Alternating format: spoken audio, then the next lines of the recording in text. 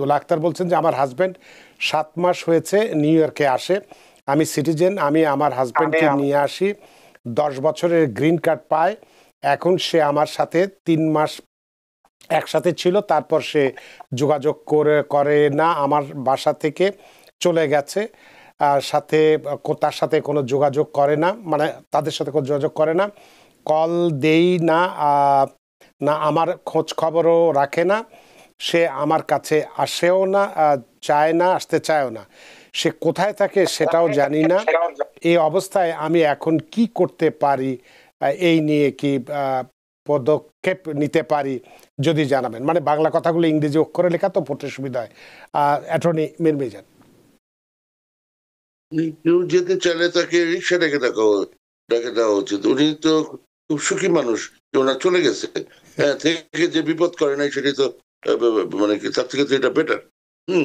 যাই হোক, তো কেউ চলে গেলে এখন মোটামুটি উনি কোন স্টেটে আমি তো বুঝতে পারছি না, অবস্থা ভিত্তিতে তারপরে রেসিডেন্সি এই জিনিসগুলো ঠিক মতো থাকলে, গ্রাউন্ড ঠিক থাকলে, উনি যদি আর নো ফল ডিভোর্স থাকে অ্যাটলিস্ট ওটার ভিত্তিতে ডিভোর্স ফাইল করে দেওয়া যায়।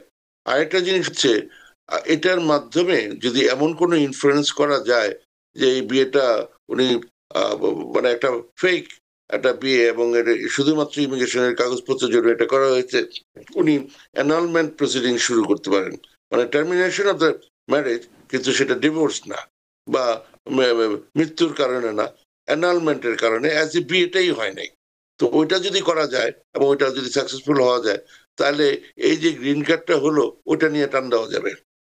কিন্তু জাস্ট এমনি ডিভোর্স হলো, ওটার ভিত্তিতে ওটা হয় না, যত 3 মাস হোক আর 2 মাস হোক চলে গেছে।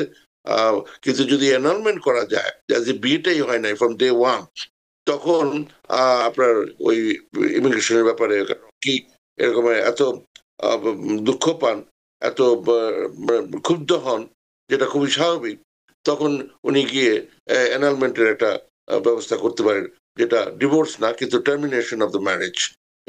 কিন্তু দোলা আক্তার তো নিজেই বলছেন যে তার সাথে বিয়ে হয়েছে, এখানে 7 মাস ছিল, থাকার পরে চলে গেছে, খোঁজ খবর নেয় না, সেক্ষেত্রে কি অ্যানালমেন্ট এটা টিকবে আইনের থেকে?